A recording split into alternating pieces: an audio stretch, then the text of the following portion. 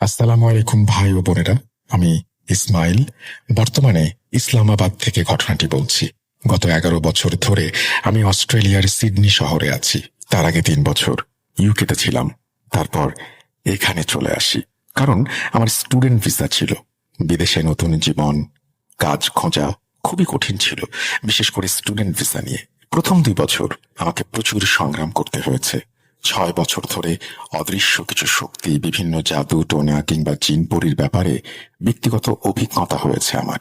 এমন অবস্থায় আমি অস্ট্রেলিয়াতে থাকতে থাকতে এসব বিষয়ে নিজের মতো করে গবেষণা করতে শুরু করি। একসময় আল্লাহর রহমতে নিজের একটা ছোট ব্যবসা গড়ে তুলি, কর্পোরেট গাড়ি ভাড়া দেয়ার। আমার ব্যবসা ও জীবনের ঘটনা। আমার কর্পোরেট গাড়ি ভাড়ার ব্যবসায় বিভিন্ন গুরুত্বপূর্ণ ক্লায়েন্ট ছিলেন। মন্ত্রী বা বিশেষ অতিথিদের জন্য লাক্সারি গাড়ির ব্যবস্থা ছিল। কখনো কখনো গাড়ি 1 সপ্তাহ বা 2 সপ্তাহের জন্য বুক করা হতো। ব্যবসার শুরুতে অনেক কাঠখড় পোড়াতে হয়েছে। নিজে নিজে কোম্পানি রেজিস্টার করেছি, ব্যবসার প্রসার বাড়াতে চেষ্টা করেছি। ধীরে ধীরে আল্লাহর রহমতে ব্যবসা জমে ওঠে, আর এই বিজনেসে আরো কিছু গাড়ি যোগ করতে সক্ষম হই।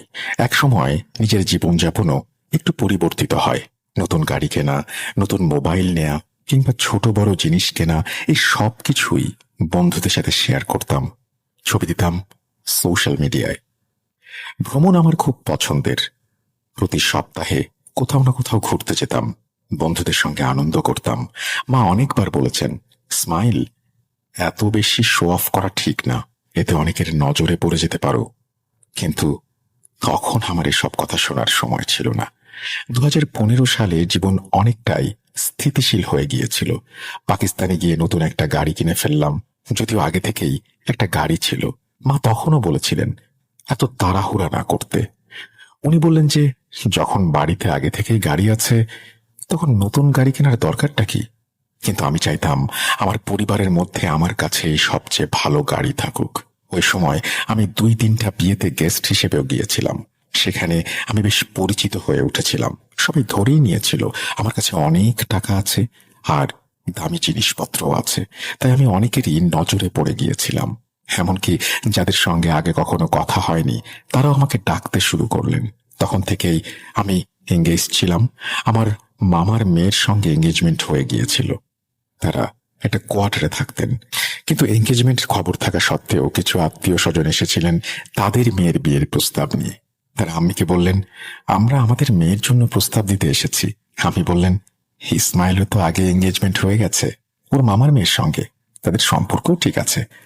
তারপরও কিভাবে এটা জানার পরেও আপনারা প্রস্তাব নিয়ে এলেন? তারা বলতো, এঙ্গেজমেন্ট তো ভাঙাও যেতে পারে। এটা শুনে আমারও অদ্ভুত লাগলো। কয়েকদিন পর আমি আবারও অস্ট্রেলিয়ায় ফিরলাম আর আমার কাজে যোগ দিলাম। দেশে ফেরার 12 থেকে 14 দিন পর একদিন সকালে স্বাভাবিকভাবে কাজে বের হলাম আর অফিসে চলে গেলাম। অফিসে গিয়েই কাজ শুরু হয়ে গেল। আমার বাসা সিডনি শহর থেকে 30 থেকে 40 মিনিটের ড্রাইভ ছিল। অফিস থেকে বের হয়ে ফিরছিলাম, পথে হঠাৎ গাড়ি কোনো কিছুর ওপর উঠে গেল। সঙ্গে সঙ্গে টায়ার ফাটার শব্দ পেলাম। আমি চিন্তায় পড়ে গেলাম, কিছুই বুঝতে পারছিলাম না। রাস্তায় কিছু ছিল না, আর আমি খুব সতর্কতার সাথে গাড়ি চালাচ্ছিলাম। যেখানে দাঁড়িয়েছিলাম সেখানেই গাড়ি থামালাম। নেমে দেখি বাম পাশের 2টা টায়ারই ফেটে গেছে। আমার কাছে একটা টায়ার ছিল আর একটা ছিল না। তাই রাস্তার পাশে দাঁড়িয়েই সাইট অ্যাসিস্ট্যান্টকে ফোন করলাম। সে এসে আমার গাড়ি লোড করলো। আমি এবার নিজে একটা উবার বুক করলাম। বাসায় ফিরলাম। বাসায় এসে মোবাইলটা দেখলাম, কিছুক্ষণ পর ঘুমিয়ে পড়লাম। এটাই সেই রাত যেখান থেকে ঘটনার শুরু। বুঝতেও পারিনি আমার সাথে কি হচ্ছে। রাত 3টার দিকে ঘুম ভেঙে গেল। কেউ আমার বুকে আঘাত করলো। প্রচন্ড ব্যথা আর হৃদস্পন্দন খুব দ্রুত হচ্ছিল। চমকে উঠে দেখি শরীর ঘামে ভিজে গেছে, হাত পা ঠান্ডা হয়ে গিয়েছিল, শরীরে প্রবল ব্যথা, সম্পূর্ণ বাহু ও চোয়ালে ব্যথা। আমি চিৎকার করে উঠলাম। আমি বন্ধুদের সঙ্গে থাকতাম। পাশের রুমের বন্ধু দৌড়ে এসে আমার অবস্থা দেখে সঙ্গে সঙ্গে আমাকে গাড়িতে তুলে নিয়ে হাসপাতালে চলে গেল। নার্স আমার আঙুলে একটা মেশিন লাগালো, যা ব্লাড প্রেশার দেখার যন্ত্র। এটাকে বলে অক্সিমিটার। অক্সিমিটার লাগিয়ে আমার হার্টবিট দেখলো যে 320-এর ওপরে। তখনই জরুরি বাটন চেপে ব্লু কোড ডাকা হলো, কারণ আমার অবস্থা খুবই সংকটাপন্ন। তখনই আমাকে আইসিইউতে নিয়ে যাওয়া হলো, আমাকে ওষুধ প্রদান করা হলো। আমি কিছু বুঝে উঠতে পারছিলাম না আমার সাথে কি হচ্ছে। সব টেস্ট হলো, রিপোর্ট একদম স্বাভাবিক, আমি সম্পূর্ণ সুস্থ। ডাক্তাররা অবাক, কিভাবে এটা সম্ভব? হার্টবিট এত দ্রুত, বুকের ব্যথা, কিন্তু কিছু ধরা পড়ছে না কেন? যাই হোক, সুস্থ হয়ে বাড়ি ফিরে এলাম, কাজে ফিরে গেলাম। 2-3 দিন কেটে গেল, আবারও একই ঘটনা ঘটল। আবারও হাসপাতালে যেতে হলো। সিচুয়েশন আবার আগের মতোই। পরীক্ষা করলো ডাক্তার, সব ক্লিয়ার। এখন এটা একদম রুটিন হয়ে গেছে। প্রায় 3 দিন পর পর আমার এই হার্ট অ্যাটাক হয়। আমি একদম মৃত্যুর মুখে চলে যাই। হাসপাতালে যাই, টেস্ট করাই, কিন্তু সব রিপোর্ট নর্মাল আসে। ডাক্তাররা কিছুই বুঝে উঠতে পারছিল না সমস্যা কোথায়। অনেক বন্ধু আমাকে বলেছিল, তোমাকে দেশ ছাড়তে হবে, পাকিস্তানে যেতে হবে। এখানে ডাক্তাররা কেবল টেস্টের ওপর নির্ভর করে, ওখানকার ডাক্তাররা অনেক ভালো। আমি পাকিস্তানে ফিরে এলাম। আমার বাড়ির সবাই আমাকে একটা হসপিটালে ভর্তি করলো। আমার সব ধরনের টেস্ট করা হলো। তখন আমার অবস্থা এমন ছিল যে দিনে 2-3 বার আমার অ্যাটাক হতো। আমি সব সময় যন্ত্রণায় থাকতাম, একদম শান্তি পেতাম না। তখন হাসপাতালের স্টাফরা আমাকে ঘুমের ওষুধ দিত। আমি ঘুমিয়ে থাকতাম, আর চোখ খুললেই আবার যন্ত্রণায় ভুগতাম। শ্বাস নিতে কষ্ট হতো, কাঁধে ভারী ওজন অনুভব করতাম। মনে হতো কেউ যেন কাঁধে একটা চাপ দিচ্ছে, আর শ্বাস নেওয়া খুব কঠিন হয়ে যেত। আমার অবস্থা দিন দিন খারাপ হচ্ছিল, কিন্তু রিপোর্টগুলো নর্মাল। ঠিক তখনই মামা আমার অবস্থা দেখে আমার মাকে বললেন, আভা, এটা হয়তো বা জাদু বা নজর হতে পারে। আমার পরিবার ও আমি এসব বিষয়ে কখনো বিশ্বাস রাখতাম না। জাদু টোনা, ভূত প্রেত এসব আমাদের কাছে অবাস্তব ছিল। মানুষ বলে ওর উপর জাদু হয়েছে, এগুলো সাধারণত বলা কথাই ভাবতাম, কিন্তু আমরা কখনো বিশ্বাস করতাম না। মামা বললেন, মনে হয় অন্য কিছু আছে, ওকে স্পিরিচুয়াল হিলারের কাছে নিয়ে যাওয়া উচিত, কারণ এত টেস্ট করেও কিছু ধরা পড়ছে না। মামারা একজন পরিচিত কারি সাহেবকে চিনতেন, ভালো মানুষ। তারা ধনী কেউ ছিলেন না। ওনাকে ডেকে আনা হলো। তিনি এসে আমাকে দেখলেন। তিনি দোয়া দুরুদ পড়তে শুরু করলেন। পড়া চলার সময় মনে হচ্ছিল আমার হার্ট ধুকপুক করছে, মাথা থেকে যেন আগুন নেমে আসছে পা পর্যন্ত। কিন্তু কিছুক্ষণ পড়া চলার পর আমার মাথায় বোঝা হালকা হয়ে গেল, শরীরের ওজন কমে গেল, শ্বাস স্বাভাবিক হলো, ব্যথা সম্পূর্ণ চলে গেল। তখন আমিও বাসার সবাই বুঝতে পারলাম, সত্যি আমার সাথে কিছু একটা হয়েছে। এটা ছিল এক ধরনের স্পিরিচুয়াল সমস্যা। এরপর কারি সাহেব নিয়মিত দোয়া দুরুদ পড়তে লাগলেন, আর আমি সম্পূর্ণ ভালো হয়ে গেলাম।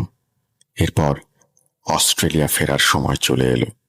আমি প্যাকিং করলাম, সবকিছু গুছিয়ে নিলাম। সন্ধ্যায় মামার বাসায় চলে গেলাম, যেন সেখান থেকে সরাসরি এয়ারপোর্টে যেতে পারি। হঠাৎ বসে থাকতে থাকতে আবার অ্যাটাক শুরু হলো, আগের চেয়ে অনেক খারাপ।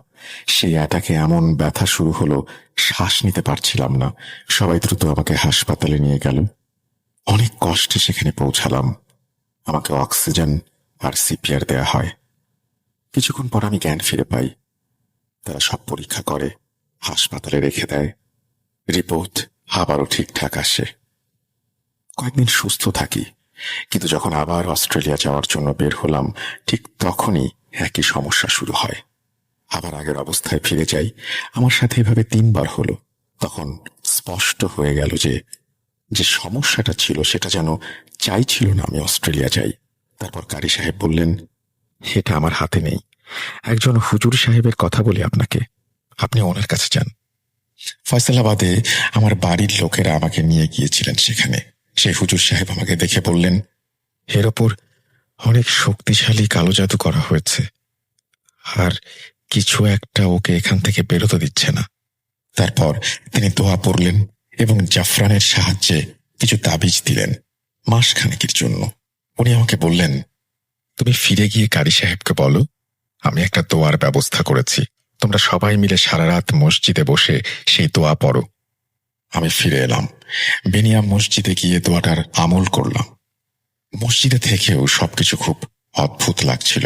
কেমন যেন গা ছমছমে একটা অনুভূতি, মনে হচ্ছিল কেউ আমার আশেপাশে আছে। কারি সাহেবও পড়ছিলেন, আর আমি ওনার পাশে বসে পড়ছিলাম। আমরা সম্পূর্ণ রাত জোরে জোরে পড়েছি। এরপর তিনি একটা হাঁড়ি নিয়ে এলেন। তার মধ্যে কিছু বস্তু ছিল, সেটার ভেতরে দোয়া পড়ে সেটা বন্ধ করে দিলেন। বললেন, এটা কোথাও ভাঙা জায়গায় পুঁতে এসো। আমি, আমার মামা আর আমার বাবা সবাই মিলে এক ভাঙা জায়গায় গেলাম। সেখানে গিয়ে সেই হাঁড়িটা পুঁতে দিলাম। পরে হুজুর সাহেবের সঙ্গে কথা হলো। তিনি বললেন, এবার তুমি টিকিট কেটে নাও, আল্লাহ চাইলে তুমি যেতে পারবে।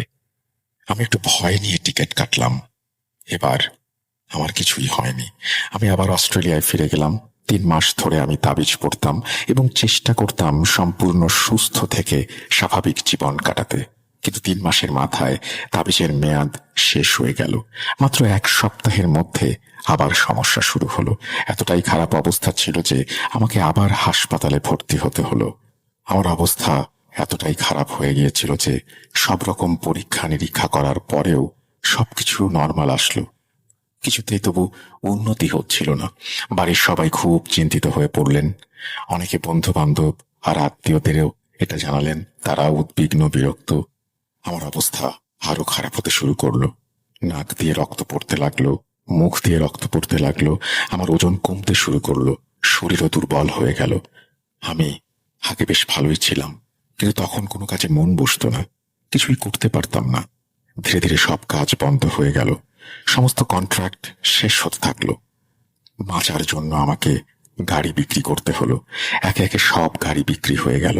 আমার অবস্থা খারাপ থেকে আরো খারাপের দিকে গেল। টাকা ফুরিয়ে গেল, ব্যবসাও থেমে গেল। তখন অনেকেই বলল, অস্ট্রেলিয়ায় কিছু শ্রীলঙ্কান আছে যারা নুরানি চিকিৎসা করেন, তুমি তাদের কাছে যাও। আমি তাদের কাছে গেলাম। তারা আমাকে চিকিৎসা করলো এবং কিছু সময়ের জন্য ভালো লাগলো আমার। যেমনটা আমি আগেই বলেছিলাম, আমি ভ্রমণ করতে খুব ভালোবাসি। তখন শরীর খারাপ ছিল, তাই আমার বন্ধুরা বলল, আমরা কোথাও যাই। সিডনির কাছেই 1 ঘন্টার ড্রাইভে একটা জায়গা আছে, নাম কিয়ামা। এটা একটা ছোট শহর, সিডনি থেকে প্রায় 40 কিলোমিটার দূরে। সেখানে অনেক গাছপালা, ঘন বন, আর অনেক সময় রাস্তাগুলো একদম ফাঁকা থাকে। আমরা বিকেলে প্রায় 5টা থেকে 5:30টার মধ্যে বের হলাম। আমার সঙ্গে ছিল আমার বন্ধু আর মামাতো ভাই আমজাদ। আমরা কিয়ামায় পৌঁছালাম। মাঝে মাঝে কিছু জায়গায় থেমে যখন পৌঁছালাম, তখন রাত প্রায় 9টা থেকে 9:30। সেখানে একটা ব্লু হোল ছিল, মানে ওখানে পাথরের মধ্যে একটা ছিদ্র ছিল, আর সেই ছিদ্রটা নিচে সমুদ্রের সাথে সংযুক্ত ছিল। যখন বড় ঢেউ আসতো, জল ওই ছিদ্র দিয়ে ফেটে বের হতো। এটা একটা টুরিস্ট স্পট, অনেক মানুষ আসে। তখন শীতকাল, এখানে শীত উল্টো। জুন জুলাইতে শীত পড়ে, ডিসেম্বর জানুয়ারিতে গরম। শীতে ওখানে ঠান্ডা বাতাস বইতো। আমার বন্ধুরা সেটা দেখে মুগ্ধ হয়ে গিয়েছিল। তখন আমাদের ছাড়া ওখানে আর কেউ ছিল না। এখান থেকেই ঘটনার শুরু। আমি সেখানে দাঁড়িয়েছিলাম, হঠাৎ আমার চোখে কিছু পড়ে যায়, আর আমি 3-4টা ধাপ হেঁটে সামনের দিকে এগোতেই দেখি সেখানে কেউ নেই। সেটা ছিল সেই দিন যেদিন আমার শরীরে অদ্ভুত কিছু একটার আনাগোনা শুরু হলো। মনে হয়েছিল হয়তো আমার কোনো বন্ধু মজা করছে, কিন্তু আজ পর্যন্ত কেউ কোনোদিন এমন মজা করেনি। সবাই জানতো আমি অসুস্থ। আমার সব বন্ধু আর সবাই আমার সামনেই দাঁড়ানো ছিল, আড়ম্বরে করে কথা বলছিল। হালকা হালকা বৃষ্টি শুরু হয়েছিল। আমি তাদের দিকে তাকালাম, আমার পেছনের দিকেও তাকালাম। অবাক হয়ে গেলাম। আমার সঙ্গে ঠিক কি হচ্ছে বুঝতে পারছিলাম না। একটু পর আমার অবস্থা খারাপ হতে শুরু করলো। মনে হচ্ছিল যেন কাঁধে ভারী একটা কিছু চাপ দিচ্ছে। আমার হার্ট যেন থেমে যাবে। আমি বললাম, ভাই, আমাদের ফিরতে হবে। তখন প্রায় 10:30 বা 11টা বেজেছিল। আমরা তখন সেখান থেকে রওনা দিলাম। আমার কাজিন গাড়ি চালাচ্ছিল, আমি পাশে বসেছিলাম, আর পেছনের সিটে আমাদের 3 বন্ধু। আমরা যখন মেইন হাইওয়েতে পৌঁছালাম, 2 পাশে জঙ্গল, হালকা বৃষ্টি, একদম ভয়ানক পরিবেশ। কেউ ভাবেনি সামনে কি হতে যাচ্ছে। গাড়ি মেইন হাইওয়েতে 110 কিলোমিটার গতিতে চলছিল। সেই গতিতে এগোচ্ছিলাম। আমার কাজিন স্পিড বাড়ানোর চেষ্টা করছিল, কিন্তু গাড়ি 40-এর বেশি যাচ্ছিল না। গাড়ির ইঞ্জিনে অনেক আওয়াজ হচ্ছিল। গাড়িটা ছিল অটোমেটিক, অ্যাক্সিলারেটরে সম্পূর্ণ চাপ ছিল, তবু গতি 40-এর ওপরে উঠছিল না। আমি কিছুই বুঝতে পারছিলাম না। বাকিরাও অস্বস্তি টের পাচ্ছিল। আমি কাজিনকে জিজ্ঞেস করলাম, কি সমস্যা? সে বলল, ভাই আমি তো চেষ্টা করছি, কিন্তু গাড়ি তো এগোচ্ছে না। তখন আমারও সন্দেহ হতে লাগলো, কিছু একটা সমস্যা নিশ্চয়ই আছে। হয়তো আমাদের সঙ্গে কিছু একটা ঘটতে চলেছে। একটা অজানা ভয় আমাদের ঘিরে ধরল। আমি আগেই সবাইকে বলেছিলাম, ধীরে ধীরে সবাই দোয়া পড়তে থাকো। সবাই জানতো আমার শরীরে সমস্যা চলছে, কিন্তু হঠাৎ করেই শরীর আরো খারাপ হয়ে গেল। তখন কারি সাহেব, যার কাছ থেকে চিকিৎসা নিচ্ছিলাম, তিনি আমাকে একটা ভয়েস নোট পাঠিয়েছিলেন আর বলেছিলেন শরীর খারাপ লাগলেই ওই অডিওটা শুনতে। আমজাদ আমাকে বলল, কেবল লাগিয়ে অডিওটা প্লে করো, শরীর ভালো লাগবে। আমি কেবল লাগালাম, অডিও প্লে করলাম। এখনো অর্ধেকও শেষ হয়নি, অদ্ভুত একটা অনুভূতি হলো। চারপাশে সম্পূর্ণ অন্ধকার, শীতের রাত। মনে হচ্ছিল আমাদের বাম পাশে কিছু একটা আছে। আমি কাঁচের বাইরে তাকালাম, দেখলাম একটা কালো ছায়া ধীরে ধীরে হেঁটে আসছে। সেই অন্ধকারেও স্পষ্ট ছিল জেট ব্ল্যাক একটা ছায়া আমাদের গাড়ির সাথে সাথেই চলছিল বাম পাশে। আমি যখন দেখলাম, সাথে সাথে পেছনের সিটের 3 বন্ধুও দেখলো। সবাই পেয়ে গেল ভয়। আমি জোরে জোরে বললাম, যে যা পারো সবাই সূরা নাস পড়ো। সবাই জোরে জোরে আয়াতুল কুরসি পড়ছিল। ভয় এতটাই পেয়ে গিয়েছিল যে মাঝে মধ্যে ভুলও পড়ছিল। তারপর মনে হলো গাড়িটা আরো ভারী হয়ে গেল। ওই পরিস্থিতি বলে বোঝানো যাবে না। আপনারা যদি কল্পনা করেন তাহলে হয়তো বুঝতে পারবেন। আমাদের গাড়ি চালানোই কষ্টকর হয়ে গিয়েছিল। আমার হঠাৎ খুব খারাপ লাগতে শুরু করলো। হুঁশও চলে গেল। কিছু বুঝতে পারছিলাম না আমার সঙ্গে কি ঘটছে। পরে আমজাদ আর বাকি বন্ধুদের বর্ণনায় গাড়ির ভেতর যেন কিছু একটা ঢুকে পড়েছিল, আর আমি যেন ঠিকভাবে নিজেকে সামলাতে পারছিলাম না। মনে হচ্ছিল আমার মধ্যে অদ্ভুত এক শক্তি এসে ভর করেছে, যার ফলে আমি নিজেকে আর নিয়ন্ত্রণ করতে পারছি না। ঘন জঙ্গল, ভয়ঙ্কর রাস্তা, দূরে দূরে কোনো মানুষের বসতি নেই, কোথাও গাড়ির চিহ্নও নেই। আর ওরা সবাই চেষ্টা করছিল আমাকে আগের অবস্থায় ফেরানোর জন্য। ওরা কিছু একটা পড়ছিল, আমার উপর ফোঁ দিচ্ছিল, আমাকে নিয়ন্ত্রণে আনার চেষ্টা করছিল, কিন্তু কিছুতেই কিছু হচ্ছিল না। অবশেষে অনেক কষ্টে ওরা আমাকে সামলাতে পারলো। আমরা একটা ছোট্ট শহরে পৌঁছালাম। সেখানে ওরা গাড়ি থামালো, আমাকে নামিয়ে শুইয়ে দিল, আমার মুখে পানি দিল। চেতনা ফিরতে একটু সময় লেগেছিল। হঠাৎ মনে হলো কেউ যেন আমাকে ধাক্কা মেরে ফেলে দিয়েছে। শরীরের হাড় গোড় সব ভেঙে গেছে। আমরা 3-4 ঘন্টায় 1.5 ঘন্টার পথ পাড়ি দিলাম। অনেক দেরি করেছিলাম। রাত প্রায় 3:30 থেকে 4টায় আমরা বাড়ি পৌঁছালাম। বাড়ি ফিরে মনে হচ্ছিল চারপাশে কিছু একটা ঘুরছে, কখনো এদিকে আসে, কখনো ওদিকে চলে যায়। আমার এই অনুভূতি সবার মধ্যেই বিরাজ করছিল। আমরা সবাই এক বাড়িতে থাকতাম। হঠাৎ করেই মনে হলো সামনের রুমে কেউ আছে। কিছু একটা কটমট শব্দ হচ্ছিল, মনে হচ্ছিল শুধু আমিই শুনতে পাচ্ছি। আমি আমজাদকে বললাম, তুমি কি শুনছো কেউ হাঁটছে? সেই রুমটা ছিল রান্নাঘরের পাশে। আমজাদ আমার দিকে তাকালো, মাথা নাড়ল। সবাই খুব গম্ভীর। যাই হোক, সেদিন রাতে সবাই এক রুমে ঘুমালাম আর রুমেই থাকলাম, কারণ সবাই খুব ভয় পেয়েছিলাম। এরপর থেকে সেই অদ্ভুত ঘটনাগুলো ঘটতে লাগলো। রান্নাঘরে হাঁড়ি পাতিলের শব্দ, নিজে থেকেই দরজা খুলে যাওয়া, এসব ভয়ানক কাহিনী শুরু হয়ে গেল। পরদিন রাতে আমরা সবাই নিচে বসে ডিনার করছিলাম। ওপরে ফ্যানের সাথে একটা লাইটও ছিল। হঠাৎ ফ্যানটা শব্দ করতে শুরু করলো আর হালকা কেঁপে উঠল। সবাই ওপরে তাকালাম আর বললাম, কেউ ভয় পেও না, খাওয়া চালিয়ে যাও, সব ঠিক আছে। আমি বলতেই ফ্যানটা অনেক জোরে দুলতে শুরু করলো। অনেকেই উঠে দৌড়ে চলে গেল। আমি একাই বসে রইলাম। পায়ে অদ্ভুত অনুভূতি হচ্ছিল। বাকিরাও টের পেল। সেই অনুভূতি ক্রমেই বাড়তে লাগলো। তখন আমি ঘরে ঘুমানোর সিদ্ধান্ত নিলাম। বাকিদেরও বললাম আমার রুমে থেকে যেতে, যেন কোনো সমস্যা হলে সবাই পাশাপাশি থাকি। তখন চারপাশটা ভারী হয়ে উঠেছিল। এসবের পর রাতে ঘুম আসতো না, আর ঘুম না এলে অদ্ভুত সব শব্দ শুনতাম। এখানকার বেশিরভাগ ঘর কাঠের, তাই মনে হতো কেউ যেন কাঠে নখ দিয়ে আঁচড় কাটছে। কখনো আবার বাইরে গাড়ির দরজা বন্ধ করার শব্দ, কখনো কারো কাশির শব্দ ভেসে আসতো। আমার রুমের পেছনে একটা ফ্ল্যাট ছিল, যেখানে 2 ভাই থাকতো। এক রাতে ঘুম আসছিল না।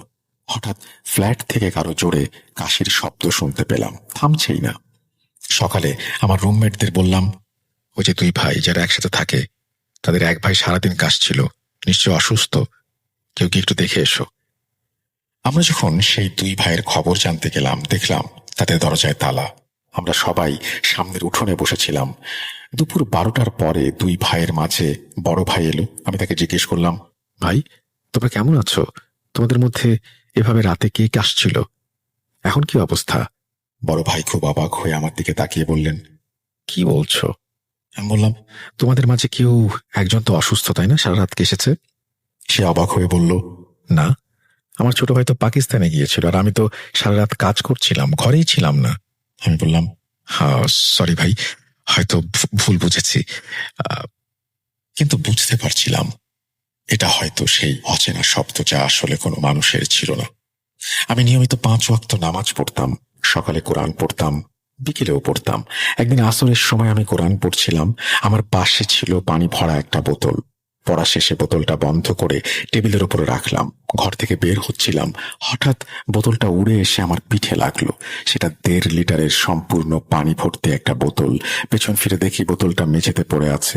যাই হোক, আমি বোতলটা তুলে নিলাম। আল্লাহ, তিনি আমাকে এতটা সাহস দিয়েছিলেন যে আমি ভয় পাইনি। জানতাম আমার আশেপাশে কিছু একটা হচ্ছে। আমি শুধু নিজের সঙ্গে কথা বলতাম। তখনও বলছিলাম, কেন বিরক্ত করছো? কি হয়েছে?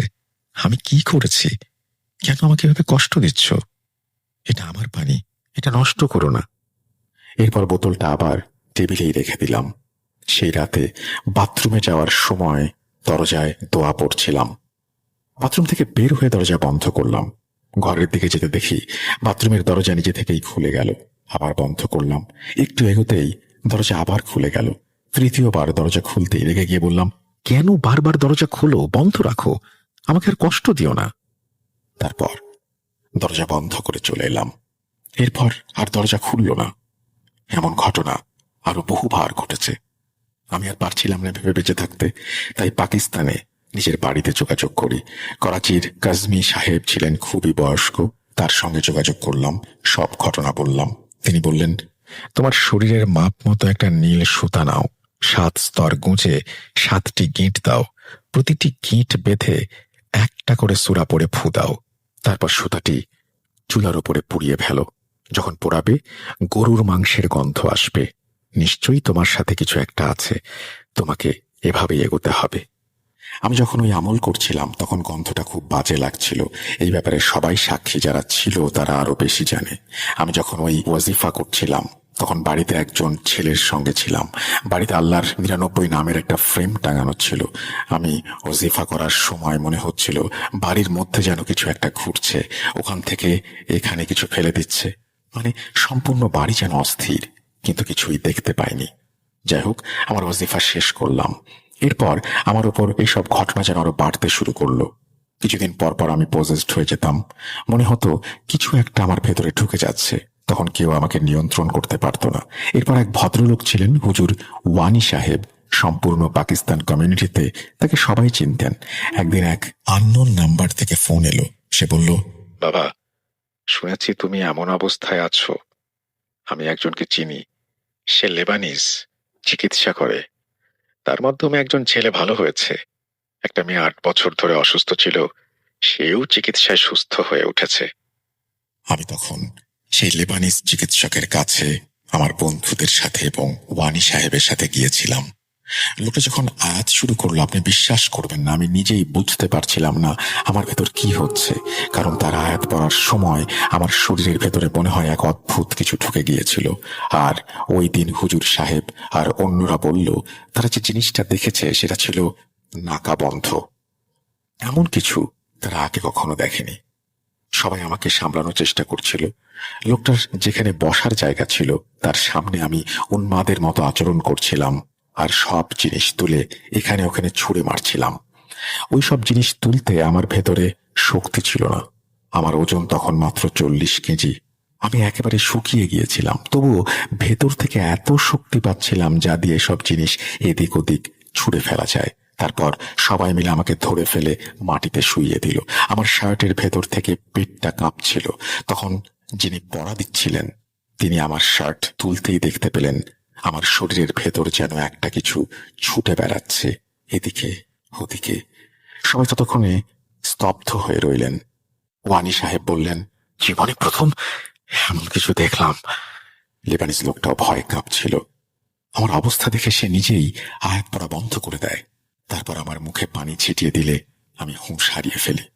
যখন একটু সুস্থ হই দেখি শরীর যেন ভেঙে পড়েছে, মনে হচ্ছিল কেউ যেন শরীরটা চুরমার করে দিয়েছে। তখন সেই লোকটা বলল, জীবনে এমন ভয়ঙ্কর কিছু দেখিনি, এটা খুবই বিপজ্জনক, হয়তো মেরে ফেলবে, জীবিত রাখবে না। তাই এটা সাধারণত কোনো স্বাভাবিক বিষয় নয়, কারো সামনে খোলাসা করারও নয়।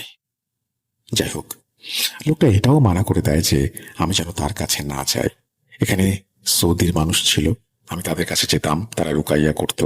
আমি যোগ দিতাম, তারা মাঝে মাঝে লাঠি মারত। আর যখন আমি উঠতাম মনে হতো হাড় ভেঙে গেছে, পায়ের দাগ থাকতো, যেগুলো মারার কারণে হতো। অনেক চেষ্টা করেছিল, কিছু হয়নি, ভালো হতে পারিনি। যখন একটু সুস্থ হতাম বন্ধুরা ডেকে নিত। আমার সব গাড়ি বিক্রি হয়ে গিয়েছিল, কাজ বন্ধ হয়ে গিয়েছিল। মাঝে মাঝে শুধু 2-1 দিন কাজ করতাম টিকে থাকার জন্য। পাকিস্তানে যেতে চাইতাম না, কারণ পড়াশোনা করছিলাম এবং ডিগ্রি শেষ না হওয়া পর্যন্ত থাকতে চেয়েছিলাম। আমি বুঝতে পেরেছিলাম, আমি যখন বলতো শো অফ ভালো না, তখন আমি বুঝিনি।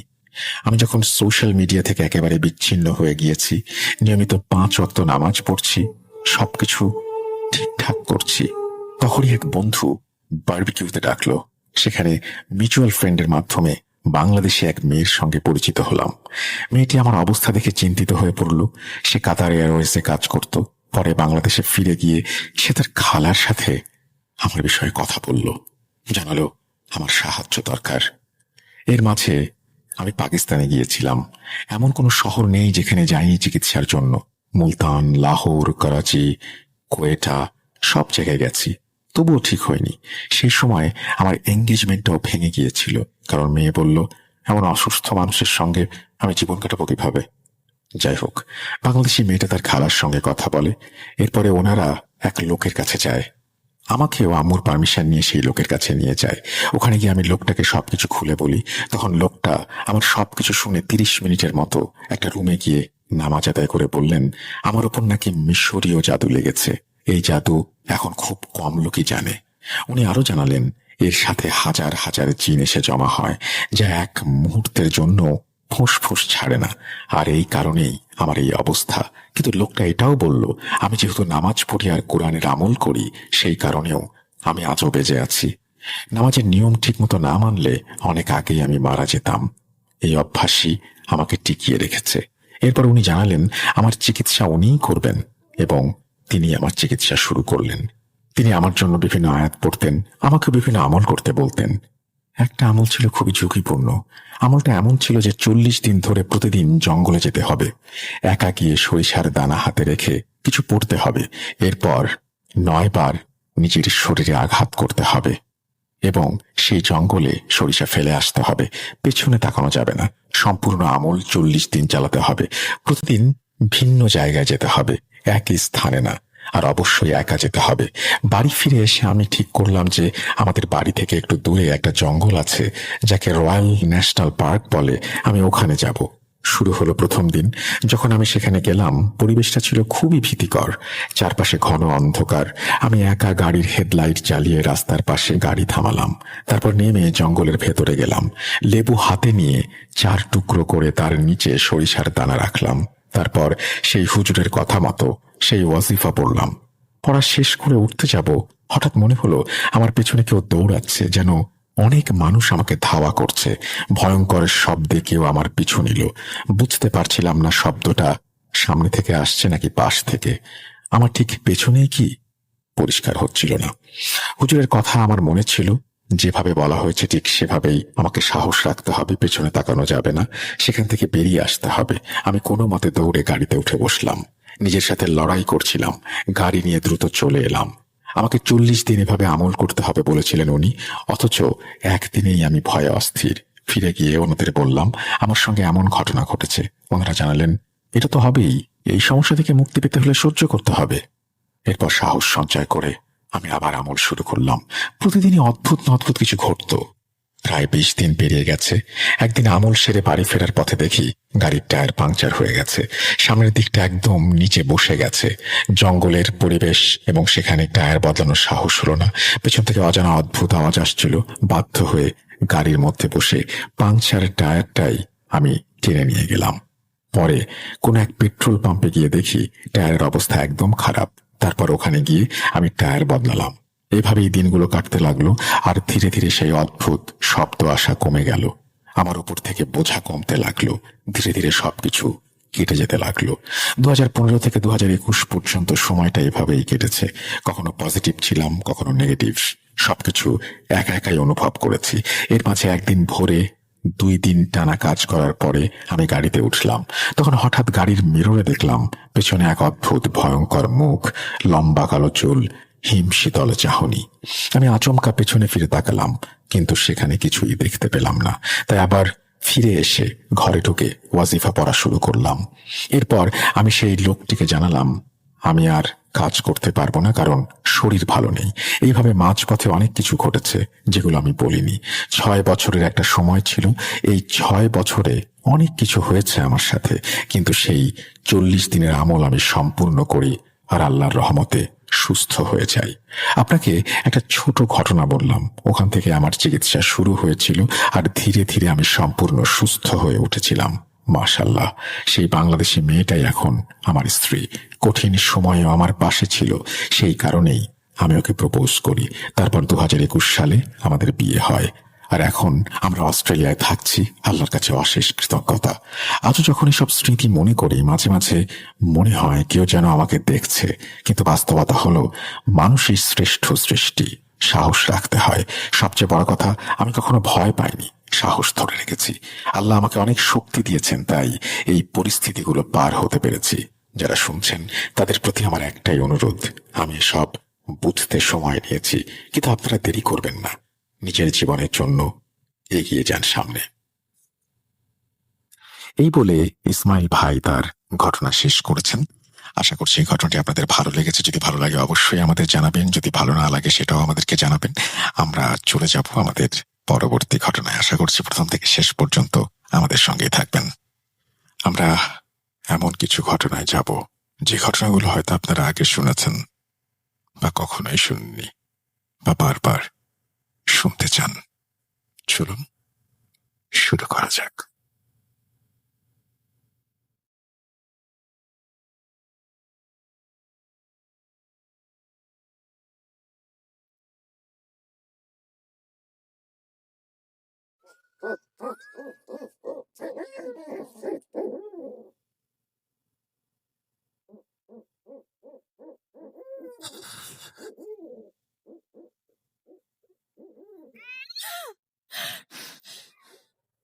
আচ্ছা, আবার শুনতে পাচ্ছেন শব্দটা? আমার আয়নার ভিতরে রোজ এভাবেই আসে।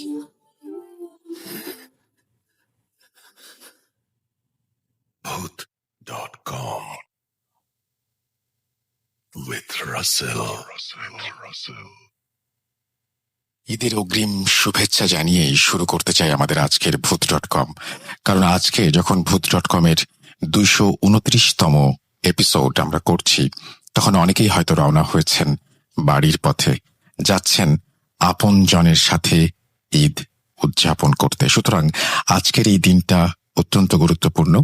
এমনিতেই শুক্রবার, এবং সবচেয়ে বেশি মানুষ মনে হয় আজকে ট্রাভেল করছেন। গতকাল রাতেও করেছেন, কিন্তু আজকে অনেকেই ট্রাভেল করছেন। তো আমি ভাবছিলাম এই জন্যই যে ঈদের যে স্পেশাল এপিসোড, সেই এপিসোডটা আজকে দেয়াটাই সবচেয়ে বুদ্ধিমানের কাজ হবে। সো আমার মনে হয় যে আজকে আপনারা যারা যাচ্ছেন বিভিন্ন জায়গায়, তারা অনেক আনন্দেই আছেন, কারণ প্রিয়জনের সাথে আর অল্প কিছুক্ষণের মধ্যে হয়তো আপনাদের দেখা হবে। আপনাদের যাত্রা শুভ হোক, এবং এই যাত্রার সময়টাতে আমরা আপনাদের সঙ্গে থাকতে চাই। আর যারা যেতে পারেননি অথচ যেতে চেয়েছিলেন, তাদের জন্য আমার শুভকামনা রইল। কারণ আমি বিশ্বাস করি যে আপনারা যেতে পারেননি, ঠিক আছে, নানান ধরনের প্রবলেম থাকে, কিন্তু ঈদের সময় খুশিতে ঈদ উদযাপন করাটাই সবচেয়ে বড় কথা। নিশ্চয়ই কোনো একটা কারণ ছিল, যে কারণটির কারণে আপনি যেতে পারেননি, এবং সেই কারণটিও কিন্তু গুরুত্বপূর্ণ কারণে। সুতরাং মন খারাপ করার কিছু নেই। আর যারা যাচ্ছেন তাদের জন্য তো শুভকামনা রইলই। আজকে একটা স্পেশাল এপিসোড তো করবই, ফেরার পথেও আর একটা স্পেশাল এপিসোড উপহার দেব আশা করছি। কারণ যখন আমরা নেক্সট ফ্রাইডের এপিসোডটা করব তখন দেখবেন যে আপনারা হয়তো আবার ঈদ থেকে বাড়ি ফিরছেন। কালকেও একটা স্পেশাল এপিসোড হবে। ঈদের দিন কোনো এপিসোড হবে কিনা আমি ঠিক আপনাদেরকে বলতে চাচ্ছি না এই মুহূর্তে, অনেক হয়তো জেনেও গেছেন।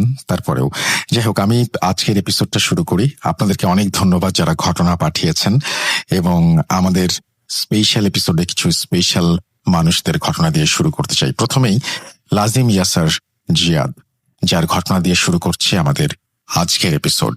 যেভাবে লেখা আছে আমি সেভাবেই পড়ে শোনাচ্ছি। প্রিয় লিসেনার্স, একবার চিন্তা করে দেখুন, আপনার পরিচিত কোনো একজন মানুষ যাকে আপনি সবসময় দেখছেন আপনার আশেপাশে, যার সাথে আপনি সবসময় চলাফেরা করছেন, যদি হঠাৎ করেই কোনো একদিন আপনি জানতে পারেন সেই মানুষটি আসলে মানুষ না, একজন জিন, তখন বিষয়টি কেমন হয়ে দাঁড়াবে? আমি জানি প্রিয় লিসেনার্স, আমার এই কথাগুলো খুবই অস্বাভাবিক লাগছে আপনার কাছে। প্রিয় লিসেনার্স, আমার এই কথাগুলো বলার পেছনের উদ্দেশ্য কি জানতে চান? ধীরে ধীরে সব জানতে পারবেন। আসসালামু আলাইকুম প্রিয় রাসেল ভাই এবং শ্রোতা বন্ধুরা, আশা করি আল্লাহ তাআলার অশেষ রহমতে ভালোই আছেন। আমি লাজিম ইয়াসার জিয়াদ আজ আবারও ফিরে আসলাম প্রিয় লিসেনাররা আপনাদের মাঝে একটি ঘটনা নিয়ে। আজকের এই ঘটনাটি শুরু করার আগে আমি ভাইয়ার কাছে ক্ষমা চেয়ে নিচ্ছি আমার লেখায় অনিচ্ছাকৃত ভুলের জন্য। এই ঘটনাটি আমি সংগ্রহ করেছি মোহাম্মদ রুবেল হৃদয় ভাইয়ের কাছ থেকে। এর আগেও তার কাছ থেকে সংগ্রহ করা একটি ঘটনা আমি শেয়ার করেছিলাম, যা এপিসোড 214-তে সেই ঠান্ডা হাত শিরোনামে প্রচার করা হয়েছিল। তো চলুন সরাসরি ঘটনায় চলে যাওয়া যাক। বলছেন রুবেল ভাই। আমি বিয়ে করেছি কিছুদিন হয়। প্রতি শুক্রবার রাতের ধারাবাহিকতায় সে রাতেও আমি হেডফোনের মাধ্যমে ভূত.কমের কোনো একটি এপিসোড উপভোগ করছিলাম। এমন সময় আমার ওয়াইফ আমার কাছে এসে বলে ওঠে, প্রতি শুক্রবার রাতে তুমি হেডফোন কানে দিয়ে কি করো, কি শোনো? আজকে আমাকেও শোনাও তো। ওর এমন কথায় আমি ওর কানে একটি হেডফোন দিয়ে দেই। এরপর ও আর আমি মিলে সেদিন ভূত.কমের এপিসোডটি উপভোগ করি। এপিসোডটির শেষে আমার ওয়াইফ হঠাৎ করে আমাকে বলে ওঠে, আমার পরিবারের একজন সদস্যের সাথে খুবই বেদনাদায়ক এবং ভয়ানক একটি ঘটনা ঘটেছে, যে ঘটনাটির প্রত্যক্ষদর্শী আমি নিজে। ওর এসব কথা শুনে আমার মনে বেশ আগ্রহ জন্মায় ঘটনাটি শোনার জন্য। এরপর আমি ওর কাছে ঘটনাটি সম্পর্কে বিস্তারিত জানতে চাই। আমার আগ্রহ দেখে আমার ওয়াইফ ইয়াসমিন লিজা বলতে শুরু করে, আমার বাড়ি ঈশ্বরদী জেলার কোনো এক গ্রামে। আমার বাবারা মোট 7 ভাই। 7 ভাইয়ের মধ্যে সবার ছোট যিনি, মানে আমার ছোট চাচা, তিনি হচ্ছেন এই ঘটনাটির ভিকটিম। আমার ছোট চাচার নাম মোহাম্মদ হৃদয়। ঘটনাটি ঘটাকালীন আমার বয়স 15 বছর। সে সময় আমার চাচার সবেমাত্র বিয়ের কথাবার্তা চলছে, তার জন্য পরিবার থেকে মেয়ে দেখা হচ্ছিল। যাই হোক, একদিন দাদু এবং আমি আমাদের ঘরে বসে আছি, এমন সময় চাচা আসেন দাদুর কাছে এবং বলেন তার দাদুর সাথে কিছু কথা আছে, দাদু যদি অনুমতি দেন তাহলে তিনি বলবেন। বলে রাখা ভালো, আমার দাদা অনেক আগেই মারা গিয়েছিলেন, তাই দাদুর পর তিনি ছিলেন বাড়ির প্রধান। এরপর দাদু অনুমতি দিলে চাচা বলতে শুরু করেন, মা, আপনারা তো আমার বিয়ের জন্য মেয়ে দেখছেন, তবে আমার এখানে কিছু কথা আছে যা আপনাদের বলা খুবই দরকার। আমি যদি আমার পছন্দে বিয়ে করি তাহলে আপনাদের কি কোনো আপত্তি আছে? এই কথাটা বলার পেছনে কারণ হচ্ছে আমার পছন্দের একটা মেয়ে আছে। আপনারা যদি অনুমতি দেন তাহলে আমি ওকে বিয়ে করতে চাই। চাচার সব কথা শুনে দাদু বলেন, মেয়ে যদি ভালো হয়, মেয়ের পরিবার যদি ভালো হয়, তাহলে এই বিয়েতে আমাদের কোনো আপত্তি থাকবে না। আমাদের পরিবারের সবাই মিলে আগে মেয়েটাকে দেখতে যাব, এরপর এই বিয়ে নিয়ে আমার একটা সিদ্ধান্ত নেব। দাদুর সব কথা শুনে চাচা বলেন, ঠিক আছে মা, আপনারা যা সিদ্ধান্ত নেবেন তাই হবে। আমি কাল লিজাকে নিয়ে ওদের বাড়িতে যাই এবং তাদের এই বিষয়টা জানিয়ে আসি যে আমরা কালকের পর তাদের বাড়িতে সপরিবারে আসছি মেয়ে দেখার জন্য। আমি আমাদের বাড়ির একমাত্র মেয়ে হওয়ায় আমাকে সবাই খুব আদর করত, অনেক ভালোবাসতো। বিশেষ করে আমার ছোট চাচার কাছে আমি ছিলাম অনেক আদরের। যাই হোক, যা বলা সেই কাজ। পরদিন দুপুরে চাচা আমাকে এসে বলেন, তাড়াতাড়ি রেডি হয়ে নে তো, কাকিদের বাসায় যাব তোর। চাচার কথা শুনে আমি খুশি মনে কিছুক্ষণের মধ্যে রেডি হয়ে যাই এবং চাচা আর আমি কাকিদের বাসায় যাওয়ার উদ্দেশ্যে বের হয়ে পড়ি হেঁটে। একটা সময় আমরা পায়ে হেঁটে চলে আসি আমাদের বাসা পার হয়ে। কিছু দূর এগোলেই একটা জঙ্গল আছে, সেখানে চাচা আমাকে সেই জঙ্গলের ভেতর দিয়ে নিয়ে হাঁটতে শুরু করেন। চাচা, আমরা এই জঙ্গলের ভেতরে যাচ্ছি কেন? আমার এমন প্রশ্ন শুনে চাচা বলে ওঠেন, এই জঙ্গলের ভেতর দিয়ে কিছু দূর এগোলেই তোর কাকিদের বাসা, এজন্য আমরা জঙ্গলের ভেতর দিয়ে যাচ্ছি। যাই হোক, হেঁটে কিছু দূর এগিয়েছি, এমন সময় আমাদের সামনে দৃশ্যমান হয় খুবই পুরনো একটি টিনের বাড়ি। এরপর চাচা এবং আমি মিলে সেই বাড়ির উঠোনে গিয়ে দাঁড়াই। বাড়ির উঠোনে গিয়ে দাঁড়াতেই চাচা মালতী মালতী বলে ডাকতে শুরু করেন। মালতী নামটি শুনেই আমি বুঝে যাই চাচা যাকে পছন্দ করেন এটা তারই নাম। চাচার ডাক শুনে কিছুক্ষণের মধ্যেই বাড়ি থেকে বের হয়ে আসেন সাদা শাড়ি পরিহিত একজন অপরূপ সুন্দরী নারী। বাড়ির থেকে বাইরে আসলেই তিনি শুরুতে আমার নাম জিজ্ঞাসা করেন। এরপর উঠোনে দাঁড়িয়ে দাঁড়িয়ে আমাদের সাথে কিছুক্ষণ কথা বলেন। কথা শেষে সে আবার আমাদের ঘরের ভেতরে নিয়ে যান এবং বসতে দেন। বাড়িটা বাইরে থেকে দেখতে খুব একটা ভালো না হলেও বাড়ির ভেতরটা অনেক সাজানো গোছানো। যাই হোক, কাকি আমাদের বসতে দিয়ে চলে যান রান্নাঘরের দিকে। ওনাকে রান্নাঘরের দিকে যেতে দেখে আমি মালতী কাকির পিছু পিছু রান্নাঘরে যাই। রান্নাঘরে প্রবেশ করে আমি দেখতে পাই অনেক ফলমূল ও মিষ্টি সাজানো আছে, কিন্তু হাঁড়ি পাতিল বা চুলা নেই। রান্নাঘরে কাকির সাথে আমি কিছুক্ষণ বিভিন্ন কথা বলি। কথা শেষ হলে আমি আবার চাচার কাছে এসে বসে পড়ি। এরপর কাকি রান্নাঘর থেকে আমাদের জন্য বিভিন্ন খাবার নিয়ে আসেন। খাওয়া দাওয়া শেষ করে চাচা কাকিকে উদ্দেশ্য করে বলতে শুরু করেন, আপনার আর আমার বিয়ের ব্যাপারে আমি আমার বাবা মার সাথে কথা বলেছি গতকাল। আমরা সপরিবারে আপনাকে আগামীকাল দেখতে আসছি। আপনার মা কোথায়? তাকেও দেখছি না। এই ব্যাপারে আপনার মার সাথে আজ আমি কথা বলতে এসেছি। চাচার সব কথা শুনে চাচি বলে ওঠেন, মা ওনার ঘরে শুয়ে আছেন, আপনারা বসুন, আমি মাকে ডেকে আনছি। এই বলে কাকি চলে যান ঘরে। কিছুক্ষণের মধ্যেই কাকি ফিরে আসেন একজন বৃদ্ধ মহিলাকে সাথে করে। সেই বৃদ্ধ মহিলাটি এসে আমাদের সামনে বসেন। এরপর চাচা কাকির মাকে উদ্দেশ্য করে বলতে শুরু করেন, আসসালামু আলাইকুম। আপনি যদি আমাকে অনুমতি দেন তাহলে আমি কিছু কথা বলতে চাচ্ছিলাম। ওয়ালাইকুম সালাম। হ্যাঁ বাবা, বলো, কি বলতে চাচ্ছ? কোনো সমস্যা নেই। সম্মতি পেয়ে চাচা আবার বলতে শুরু করেন, আপনার মেয়েকে আমি অনেক পছন্দ করি, ওকে আমি বিয়ে করতে চাই। আর আপনার মেয়েও আমাকে অনেক পছন্দ করে। আমি আমার মার সাথে গতকাল এই বিষয়ে কথা বলেছি। আমার মার ইচ্ছে মোতাবেক আমরা সপরিবারে আগামীকাল আপনার মেয়েকে দেখতে আসতে চাই। এই বিষয়টি জানাতেই আমি আপনাদের বাড়িতে আজ ভাতিজিকে নিয়ে আসলাম। চাচার সব কথা শুনে কাকির মা বলতে শুরু করেন, এই বিয়েতে আমার কোনো আপত্তি নেই, তবে আমার এইখানে একটা কথা আছে। তোমাদের পরিবার থেকে কাল কেউ দেখতে আসতে পারবে না। তুমি যদি আমার মেয়েকে বিয়ে করতে চাও তাহলে তুমি এখন যেমন একা এসেছো, এভাবেই একা এসে আমার মেয়েকে বিয়ে করে নিয়ে যেতে হবে। আর তোমার আর আমার মেয়ের বিয়ে পড়াবেন আমাদের পরিচিত একজন কাজী সাহেব। এছাড়া অন্য কেউ এই বিয়েতে উপস্থিত থাকতে পারবে না। এই বিয়েতে এটাই আমার শর্ত। এই বলে কাকির মা আমাদের সামনে থেকে উঠে আর কিছু না বলে ঘরে চলে যান। এমন অবস্থা দেখে চাচা আর আমি দুজনে অনেক অবাক হয়ে যাই। এরপর চাচা মালতী কাকির সাথে কথা বলেন এই বিষয়ে। মালতী কাকিও ওনার মা যেমনটা বলেছেন তেমনটা না হলে উনি বিয়ে করতে পারবেন না বলে চাচাকে জানিয়ে দেন। যাই হোক, এরপর চাচা এবং আমি মালতী কাকির কাছ থেকে বিদায় নিয়ে তাদের বাড়ি ত্যাগ করে চলে আসি। বাসায় এসে চাচা দাদুকে, আমার বাবাকে এবং অন্যান্য চাচাদের মালতী কাকির মার শর্তর কথাটি জানান। এই সকল কথা শুনে বাড়ির সবাই এই বিয়েতে দ্বিমত পোষণ করেন। সবাই বলেন, এটা কোনো শর্ত হলো? এটা কোনোভাবেই আমরা মেনে নেব না। চাচা সবার কথা শুনে বলে ওঠেন, আমি যদি বিয়ে করি তাহলে ওই মেয়েকেই করব, এছাড়া আমি বিয়ে করব না।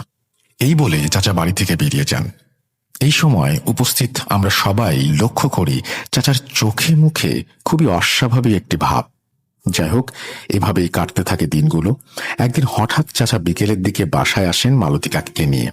চাচা এবং মালতী কাকিকে দেখে আমাদের পরিবারের সবাই আমরা একত্রিত হই। পরিবারের সবাই আসলে চাচা বলতে শুরু করেন, আমি নিজ ইচ্ছায় মালতীকে বিয়ে করে এনেছি এই বাড়িতে। এই বিয়েতে যদি তোমাদের কোনো আপত্তি থাকে তাহলে এতে আমার কিছু যায় আসে না, আর যদি তোমরা আমাদের খুশি মনে মেনে নাও সেটা তোমাদের ইচ্ছা। চাচার এই ধরনের কথা শুনে বাড়ির সবাই রেগে যান এবং দাদি চাচাকে ঘর থেকে বের করে দেন। চাচা বাড়ির সবার এমন আচরণ দেখে চলে যান তার ঘরে। চাচা অনেক আগে নিজের 2 রুম বিশিষ্ট একটি ঘর তৈরি করেছিলেন। এরপর থেকে এভাবেই চলতে থাকে চাচা এবং মালতী কাকির জীবন। তারা খুবই সুখে শান্তিতে নিজেদের জীবন অতিবাহিত করছিলেন। আমাদের পরিবারের বা বাড়ির কেউ চাচা এবং মালতী কাকির সাথে কথা বলতেন না, আর চাচা এবং মালতী কাকিও আমাদের বাড়ির কারোর সাথে কথা বলতেন না। ঘটনার শুরুতেই বলেছি চাচা আমাকে অনেক আদর করতেন, সেই সুবাদে মালতী কাকিও আমাকে অনেক আদর করতেন। কিছুদিনের মধ্যে মালতী কাকির সাথে আমার বেশ ভাব জমে যায়। এভাবেই অতিবাহিত হয়ে যায় একটি বছর। ছেলেটির নাম রাখা হয় আসিফ। চাচার ছেলে হওয়ার পরও আমাদের বাড়ি থেকে কেউ তাদের এই বিয়েটি মেনে নেন নাই। বাড়ির কেউ মেনে না নিলেও চাচা এবং কাকির এই বিষয়ে আক্ষেপ ছিল। যাই হোক, এই সমস্ত বিষয় ছাড়া তাদের জীবন সুখেই কাটছিল। সেদিন রাতেও আমি চাচাদের বাসায় চাচাদের বেডরুমের পাশের রুমে শুয়ে আছি। এমন সময় আমি শুনতে পাই চাচা তাদের বেডরুম থেকে চিৎকার করে কাকিকে উদ্দেশ্য করে বলছেন, আচ্ছা, একটা বিষয় আমি কোনোভাবেই বুঝতে পারছি না। বিয়ের পর থেকেই প্রতি শুক্রবার এশার নামাজের পরে কেন তুমি আমাকে 2 ঘন্টার জন্য ঘর থেকে বাইরে থাকতে বলো? এর পেছনে কারণ কি? সত্যটা বলো আমাকে। এই বিষয়ে তোমাকে জিজ্ঞেস করলে তুমি প্রতিবার বলো এই 2 ঘন্টা নামাজ পড়ো। আমি তোমার স্বামী, আমি থাকলে তো তোমার নামাজ পড়তে কোনো সমস্যা হওয়ার কথা না। আজকে আমাকে সত্যি কথা বলতে হবে। চাচারের সকল কথার উত্তরে কাকি বলে, আমার ইচ্ছে আমি তোমাকে এই 1-2 ঘন্টা আমার ঘরে রাখবো না, এটাই আমার ইচ্ছে। এর পেছনে কোনো কারণ নেই। আমার ইচ্ছার বিরুদ্ধে গিয়ে যদি তুমি ঘরে ঢোকো তাহলে তোমার আর তোমার ছেলের অনেক ক্ষতি হবে, আর যদি কোনো ক্ষতি হয় এর দায় ভার আমার না। এই বলে কাকি থেমে যান। এরপর চাচাদের রুম থেকে আর কোনো কথা শোনা যায় না। কাকির সব কথা শুনে আমি অনেক অবাক হই। এসব কি বলেন কাকি? আমি কোনো কিছুই বুঝতে পারি না। যাই হোক, এসব চিন্তা করতে করতে আমি ঘুমিয়ে যাই। পরদিন সকালে যথারীতি আমার ঘুম ভাঙে। ঘুম ভেঙে যেতে আমি চাচাদের রুমে যাই। চাচাদের রুমে গিয়ে আমি যা দেখতে পাই সেটা দেখে আমার পুরো শরীর নিস্তেজ হয়ে যায়। চাচাদের রুমে প্রবেশ করতে আমি দেখতে পাই চাচা এবং চাচাতো ভাই তাদের নিথর দেহ পড়ে আছে মেঝেতে। তাদের দুজনের মুখ থেকে রক্ত বেরিয়ে পুরো মেঝেতে ছড়িয়ে ছিটিয়ে আছে। এই সকল দৃশ্য দেখে আমি সাথে সাথে দৌড়ে আমাদের বাড়িতে গিয়ে সবাইকে ডেকে নিয়ে আসি। আমাদের বাড়ির সবাই এসে এসব দেখে কান্নায় ভেঙে পড়েন। আমাদের পুরো বাড়িতে ছেয়ে যায় শোকের ছায়া।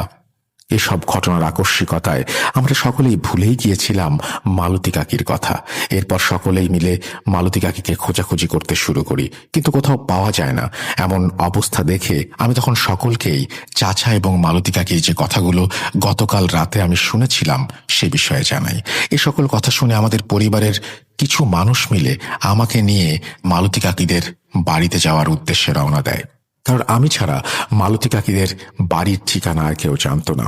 যাই হোক, এরপর আমি সবাইকে নিয়ে যাই মালতী কাকিদের বাড়ির ঠিকানায়। মালতী কাকিদের বাড়ির ঠিকানায় পৌঁছে উপস্থিত সবাই একটা বিষয় লক্ষ্য করে অবাক হয়ে যায়। সেখানে গিয়ে আমরা সবাই দেখতে পাই সেখানে ভাঙা চূর্ণ বিচূর্ণ একটি টিনের ঘর দাঁড়িয়ে আছে। দেখে মনে হচ্ছে বছরের পর বছর এখানে কারো আনাগোনা নেই। এসব বিষয় দেখে আমরা সবাই চলে আসি আমাদের বাড়িতে। এসব কি হলো?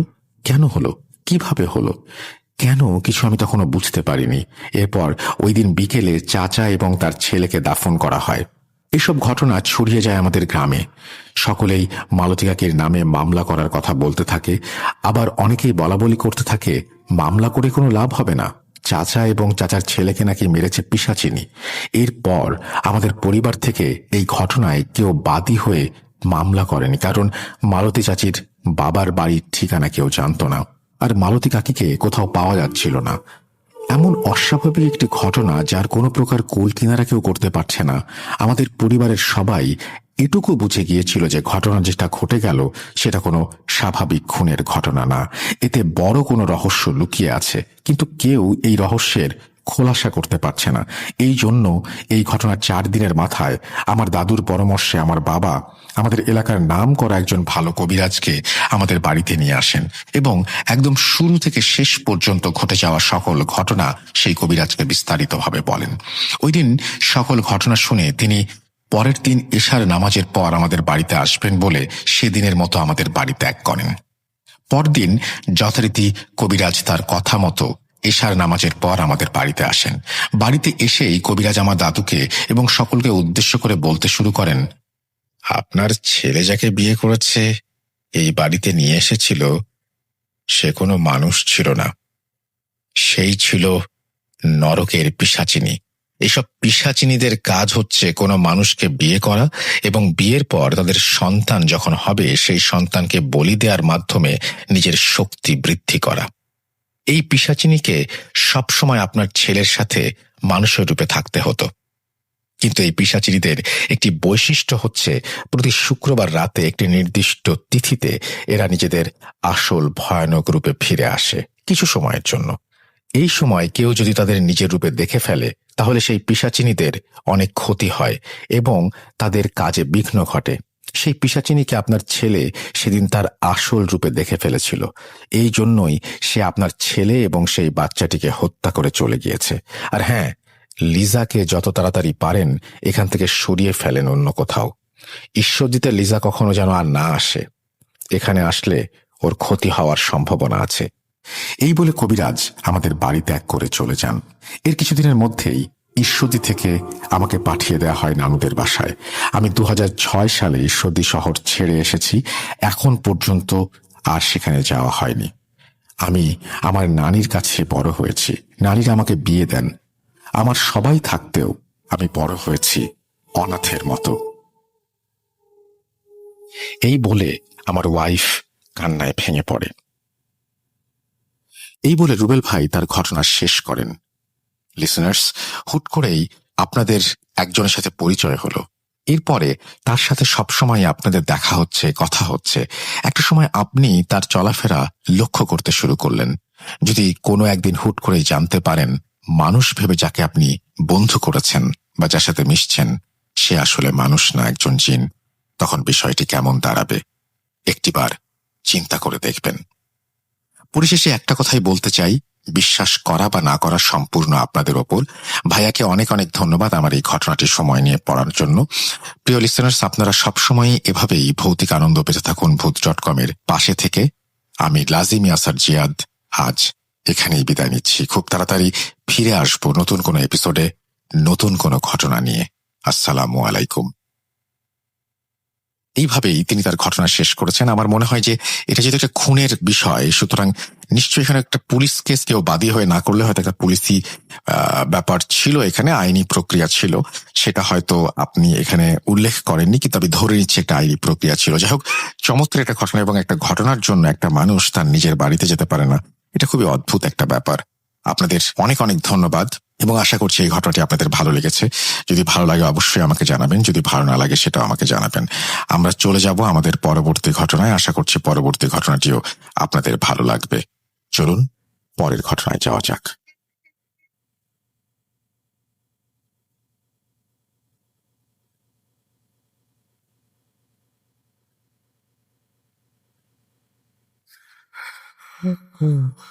কেন কেন ফিরে আসো? আমি শুধু তোমার সাথেই থাকতে চাই। কিভাবে সম্ভব? মৃতদের এই পৃথিবীতে থাকতে নেই। তুমি তুমি চলে যাও, চলে যাও, প্লিজ চলে যাও, চলে যাও। সবটাই কি ইলিউশন, নাকি অন্য জগতের কেউ কখনো হাজির হয়ে যায় চোখের পলকে? Voot.com with Russell. Welcome back. আপনাদের সবাইকে আরো একবার স্বাগত জানাচ্ছি। আমি রাসেল। আশা করছি আপনারা সবাই ভালো আছেন, ভালোর দলে আছেন। আমিও ভালো আছি, ভালোর দলে আছি। আর আজকে পরবর্তী ঘটনায় আমন্ত্রণ জানাচ্ছি আপনাদেরকে। ঈদের অগ্রিম শুভেচ্ছা আরো একবার। আপনাদের এই চলা আনন্দময় হোক এবং ঈদ ভালো কাটুক প্রিয়জনের সাথে, সবার সাথে, এই প্রত্যাশা রেখে আবারও চলে যাচ্ছি পরবর্তী ঘটনায়। এবং এবারের ঘটনাটি আমার খুব পছন্দের একজন স্টোরি টেলার সিফাত আলমের লেখা। আমরা যেভাবে সিফাত লিখেছেন সেভাবেই শুরু করছি। চলুন আমরা শুরু করি। মনে রাখবেন, আমাদের rjrussellbooth.com ইউটিউব চ্যানেলটি সাবস্ক্রাইব করতে হবে আপনাকে, যাতে আপনি রেগুলার সমস্ত আপডেট পেয়ে যান। আমরা চলে যাচ্ছি আমাদের পরবর্তী ঘটনায়। আসসালামু আলাইকুম প্রিয় শ্রোতা বন্ধুরা এবং রাসেল ভাই। ঈদ মুবারক, ঈদ মুবারক, ঈদ মুবারক। সবাইকে পবিত্র ঈদুল আজহার শুভেচ্ছা জানাচ্ছি। আশা করি আপনারা সবাই আল্লাহর রহমতে ভালো আছেন এবং সুস্থ আছেন। আমিও ভালো আছি আপনাদের দোয়ায়, আল্লাহর রহমতে। দীর্ঘ বিরতির পর নতুন করে ফিরে আসা। যারা আমার সংগ্রহ করা ঘটনা শোনার অপেক্ষায় ছিলেন, তাদের অপেক্ষার অবসান ঘটিয়ে আমি সিফাত আলম ফিরে এসেছি নতুন একটি ঘটনা নিয়ে। আজকে যে ঘটনাটি বলবো সেটা নিছক কোনো ঘটনা নয়। আজকের ঘটনাটি যেমন প্রতিশোধের নেশায় হিতাহিত জ্ঞান হারিয়ে ফেলা, অন্ধকার জগতে নিয়ে যাওয়ার সাক্ষী দেবে, তেমনি কাছের মানুষের প্রতি ভালোবাসা, মায়া, মমতা এসবের প্রমাণ দেবে। এমন ভিন্নধর্মী ঘটনা যখনই পাই তখনই আপনাদের সাথে শেয়ার করার লোভ কোনোভাবেই সামলাতে পারি না। তাই আজ আবার ফিরে আসা। আজকের ঘটনাটি আমি যার কাছ থেকে কালেক্ট করেছি তার পরিচয় নিয়ে কথা বলা সম্ভব নয়। তাই কোনো প্রকার পরিচয় পর্বে না গিয়ে সরাসরি কথকের বাচন ভঙ্গিকে অনুসরণ করেই শুরু করছে আজকের ঘটনা। রাসেল ভাইয়ের কাছে অনুরোধ, ঘটনার ভেতরের ভুল ত্রুটিগুলো দয়া করে ক্ষমা সুন্দর দৃষ্টিতে দেখবেন। শুরু করছি আজকের ঘটনা।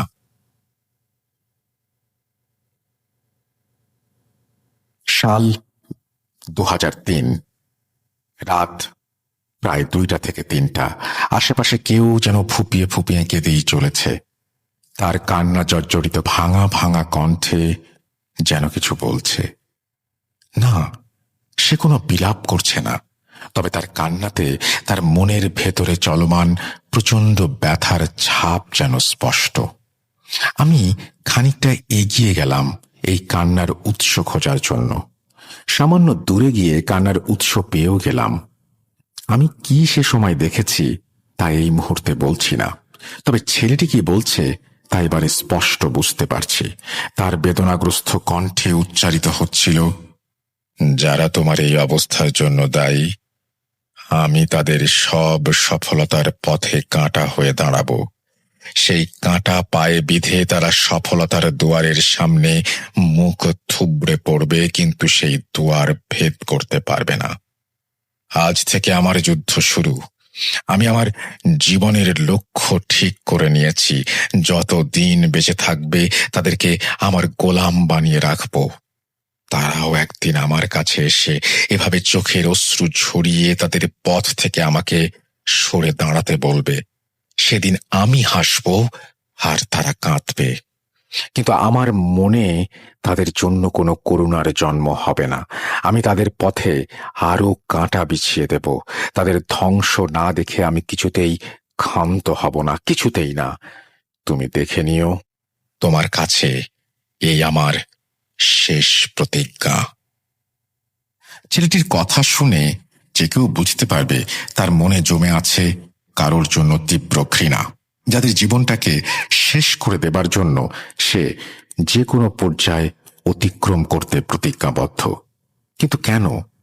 এর পেছনে নিশ্চয়ই কোনো গল্প আছে। কি সেই গল্প? সেই গল্প জানার উদ্দেশ্যে আমি তার কাছে যাবার জন্য কেমন যেন এক অজানা আকর্ষণ অনুভব করি। আমার মনে তার গল্প জানার যে কৌতূহল জন্ম নিয়েছিল তার ফলাফল তখনও আমার অজানা। তবু আমি তার কাছে গিয়ে কথা বলার চেষ্টা করি। এর পরের কাহিনীটা না হয় শেষের জন্যই জমা থাক। এখানে যে ছেলেটির কথা বলছি তার নাম রূপক। খুবই সাধারণ গরিব পরিবারের ছেলে।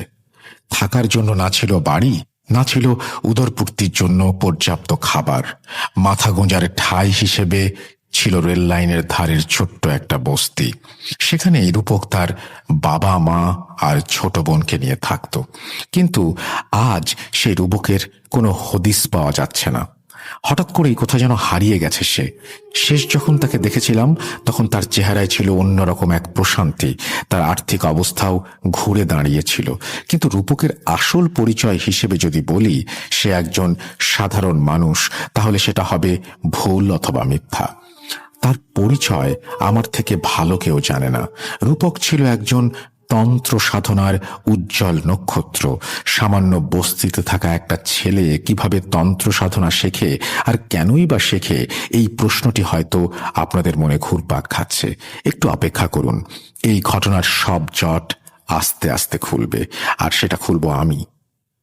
রূপক সাধারণ কোনো তান্ত্রিক ছিল না, সে ছিল খুবই আক্রমণাত্মক একজন তান্ত্রিক। সে কারোর ক্ষতি করার জন্য তন্ত্র সাধনা করত, ব্যাপারটা তেমন নয়। কিন্তু তাকে আমি এর মাধ্যমে কারো উপকারও করতে দেখিনি। মাসের পর মাস, বছরের পর বছর সে তার শিকারের জন্য অপেক্ষা করত। হ্যাঁ, শিকার খুঁজে বেড়াতো। কিন্তু এ যে সে শিকার নয়, এই শিকারের কিছু বৈশিষ্ট্য ছিল। এই শিকার শুধুমাত্র রূপকের একার শিকার ছিল না, বরং এই শিকার ছিল অন্য আরেকজনের। তার নাম হাসিদ আল রুহ। এই নাম কোনো সাধারণ নাম নয়, এই নাম তার নিজের দেয়া নাম। আল রুহ পরিচয় সম্পর্কে আমি সেই মুহূর্তে অবগত ছিলাম না। যখন জানলাম তখন মনে হলো মানুষের জীবন কখন কোন দিকে মোড় নেয় সেটা জানা গেলে কত ভালোই না হতো। সেসব কথা থাক। রূপকের মোট 4টি শিকার ছিল, সেগুলো বলছি একে একে। শিকার 1। প্রথম শিকার ছিল 19 বছর বয়সী একজন তরুণী যার নাম আসমা। আসমা তখন সবেমাত্র কলেজে ভর্তি হয়েছে, আর 5টা মেয়ের মতো তার জীবনটাও স্বাভাবিক, হাস্যোজ্জ্বল আর সুন্দর ছিল। কিন্তু হঠাৎ তার এই আলোয় ভরা জীবনে কারোর নজর লেগে যায়। আসমা মাঝে মাঝে রাতে বাজে স্বপ্ন দেখতে শুরু করে। স্বপ্নে সে দেখতে পায় সে একজন বিবাহিতা নারীর সাজে সজ্জিত। তাকে কবুল বলতে বলা হচ্ছে, কিন্তু সে চাচ্ছে না। এই স্বপ্নে তার হবু স্বামীকে সে কখনোই দেখতে পেত না। এছাড়াও স্বপ্নে কেউ হয়তো তার সাথে জোর জবস্তি করার চেষ্টা করত। নিজেকে বাঁচাতে গিয়ে তার দম যেন বন্ধ হয়ে যেত। হঠাৎ বিকট চিৎকার দিয়ে সে ঘুম থেকে জেগে উঠত। ঘুম থেকে উঠে দেখতে পেত তার হাতে পায়ে সহ শরীরের বিভিন্ন স্থানে কালো কালো দাগ। তার হাতে বেশ বড় মাপের আঙুলের ছাপ স্পষ্ট দেখা যেত। বাবা মাকে বলার পর তারা অনেক হুজুরের সাথে যোগাযোগ করেন, কিন্তু সবাই একসময় পিছু হটেন। এর কারণ তখন অজানা হয়েই রয়ে গিয়েছিল। প্রতি রাতে অসহ্য যন্ত্রণা ভোগ করতে হতো আসমাকে। হয়তো তার সামনে খারাপ কিছু অপেক্ষা করছিল। এদিকে রূপকের আচরণও কেমন যেন পাল্টে যেতে শুরু করে। সে যেন অস্থির হয়েই যাচ্ছে দিনকে দিন। আমি জিজ্ঞাসা করলে বলে, না, আসছে না, কোনো খোঁজ পাচ্ছি না, চেষ্টা চালিয়ে যাচ্ছি। আমার মন বলছে আল রুহ তার শিকার পেয়ে গেছে, কিন্তু ওই শিকার ওর নয়, আমার, শুধুই আমার। ওই শিকারের হকদার একমাত্র আমি। আজ রাতে আমি আবারও কড়াভাবে চেষ্টা করব সেই শিকারের খোঁজ বের করতে। আপনি আজ রাতে আমার ঘরের আশেপাশে ভুলেও আসবেন না। আর আমাকে আপনি সাহায্য করছেন, তাই আমি আপনাকে সব বলছি। আমার কাজ আপনাকে দেখাচ্ছি। এসব যদি ঘূর্ণাক্ষরেও কেউ জানতে পারে, তাহলে আমার পরবর্তী শিকার হবেন আপনি। কথাটা মাথায় রাখবেন। সেদিন তার কথা শুনে আমি বেশ ভয় পেয়ে যাই। আমার কাছে মনে হতে থাকে এ সেই রূপক নয় যাকে আমি প্রথমবার দেখেছিলাম। আসলে পরিস্থিতি তাকে হয়তো এভাবে বদলে দিয়েছে। সেদিন রাতে রূপক বেশ কিছু রিচুয়াল করে ঘুমিয়ে পড়ে। পরদিন সকালে সে আমাকে একটি ছোট কাগজে লিখে পাঠায়। আমাকে সাথে নিয়ে এক জায়গায় যাবে বলে জানায় সেই কাগজে।